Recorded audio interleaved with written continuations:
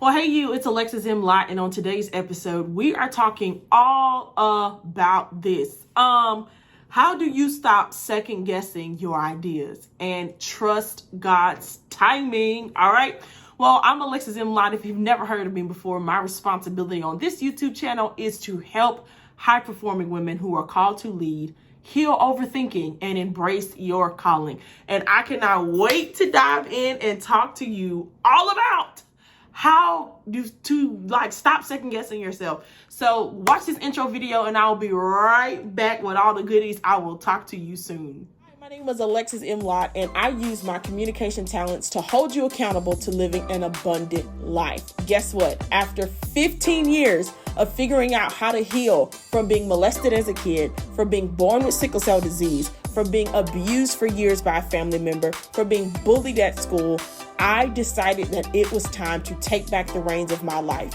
I made what Jesus did for me bigger than what anyone had done to me. And now my responsibility is to teach you how to do the same. I help women who are called to lead heal their overthinking mind and embrace their calling, especially if you've had a hard past. Welcome to my channel. I cannot wait to teach you and to love on you because I love you and there is nothing that you can do about it. Welcome in and let's get started. Okay, so listen, we are blooper. All right, so listen, we are back and I'm talking about how I got the strength to stop second guessing myself and second guessing my ideas. How do you know which one is God calling you to execute? How do you know what you should and should not be doing? And today, y'all, I wanted to really talk about this because I feel like so many high performing women struggle with knowing what to execute first. And one of the things that happens to us is I think we overwhelm ourselves with ideas. We overwhelm ourselves with things to do, and we see so many people doing things. We don't stop to think, number one, how has God uniquely designed me, myself, and I, and what is my current responsibility in this season? So I want to tell you that when it comes to your purpose in life is truly to let your light shine before men. That's your purpose. How you choose to do that, God has never specified in the Bible how you are supposed to go about letting your light shine. He just wants you to take your story, whatever revelation you have about God, whatever things that you feel led to do, whatever things are aggravating you, and whatever things that he may have specifically said for you to do, like in a prophetic word or something like that. And he just wants you to execute. So a lot of times, what I want to tell you is not to major on the minors. Some of us are so caught up in, is God saying it's the YouTube or the podcast, or should I write a book, or do I start a blog, or what website do I do, or how do I put what this is inside of me? What container or medium do I put it in? And I really want to tell you, God isn't holding some microscope over you, wanting you to put it in a specific format. But what does matter is that you get it out there. Now, the second thing is that you really have to know yourself. Because if you are someone who is called to maybe podcast because it may be easier for you to just get up, press record, and talk, you want to appeal to an audience who's more of a podcast listener, then do that. But if you're really someone who really wants to do video and use your voice and your hands and translate your story and all the things you've been called to do, your knowledge on video, then do that. Whatever you do, work at it with all of your heart, okay? Put your all into it, but don't get so caught up on the medium that you forget the message, okay? The second thing that I want you to realize is when it comes to how to stop second guessing your ideas, one of the things that you have to really be careful about is the timing of God. Because when God's timing aligns with the idea that he's given you, the telltale sign that it's time to execute is resources. God always sends the resources that you need. And sometimes in his weird way, he sends resources before he sends you a big message or a signal that says, yes, go for it, do it. Many of us are waiting on a special moment in church or in our personal life to happen. And I want to tell you that there's nothing wrong with waiting for special moments. But when you have taking every single sign from God, and you're trying to like put together like some type of sort of like journal or writings on the wall, and it just gets real spooky and deep. Because I'm a person who comes from a very prophetic church, a very prophetic people. And I think a lot of times what happens is that we predicate our movement based on the prophetic. It's like we need a word to push us forward. And what that means, the prophetic, is there are times where people who have been called by God get specialized and specific words to foretell something that we should be doing in the future. I remember one time God called me. I was driving down the street and I heard a very distinct voice that was not like my own. And the voice said, call the women to prayer and teach them how to pray. Now, that was all the instructions God gave. He said, call women to prayer and teach them how to pray. So I put together an online event called Teach Me How to Pray. It was on a Zoom call, and I let the recordings be live, and I put it up so where anyone could now get the recordings. But Teach Me How to Pray became like a staple of my ministry, The Cherished Woman.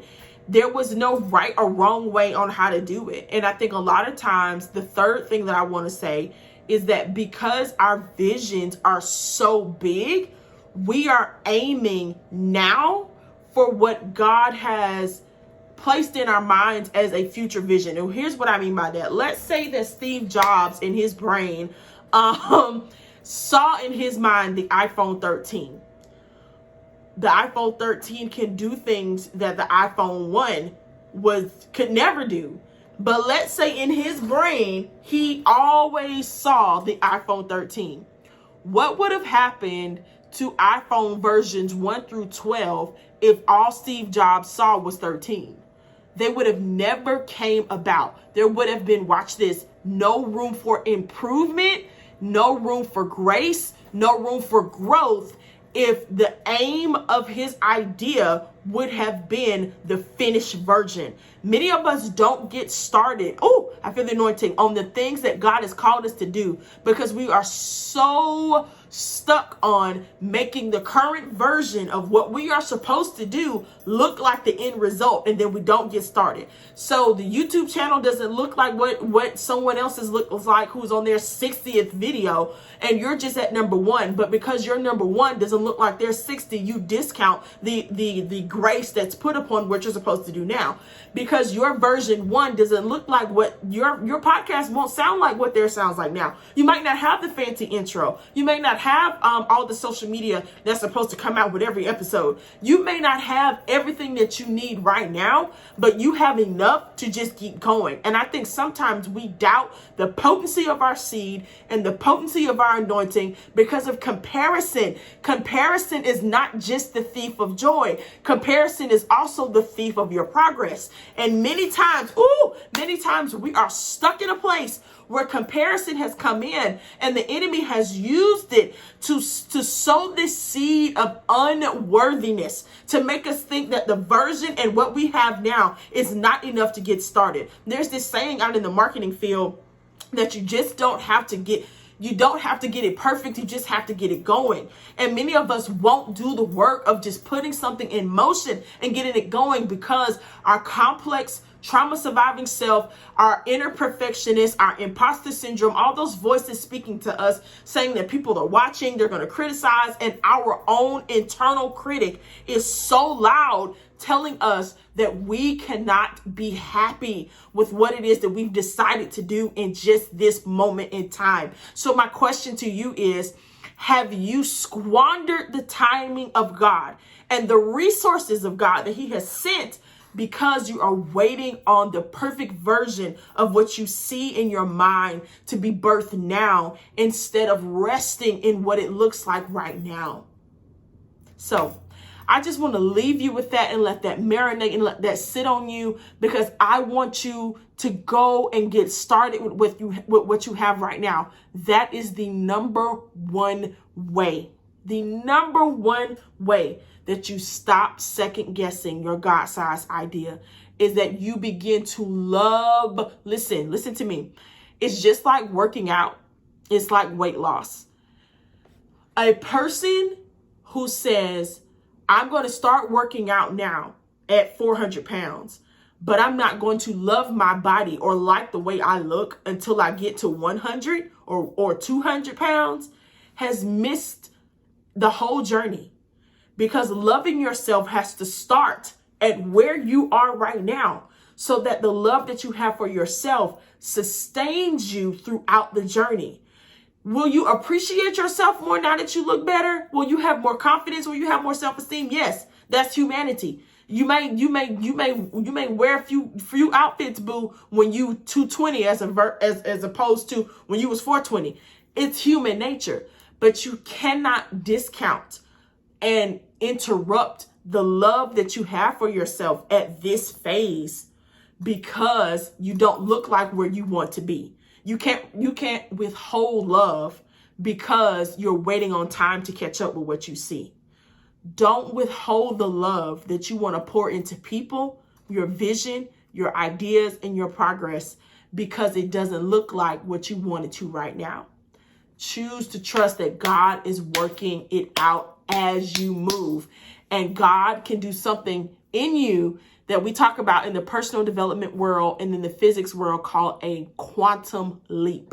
That if you would just trust God in the blink of an eye and put the work in at what it looks like right now, you would be surprised at how God can take something that's so small and he can shift it in the blink of an eye to something that's huge and cause time to catch up with itself because you decided to stop wasting time, to get started, and to be consistent. Well, listen, this is Alexis M. Lott. If you are loving these videos, please like, subscribe, and share this YouTube channel. I have more where this is coming from. We're talking all about the things that trip up the high-performing woman that cause you to overthink and not embrace your calling. That's what we talk about here on this channel. I love you so much, and there's nothing that you can do about it. And guess what? If you want to follow me, if you want more, I am on Facebook, Instagram, and TikTok at Alexis M. Lott, and I cannot wait to see and hear more from you. I will talk to you later.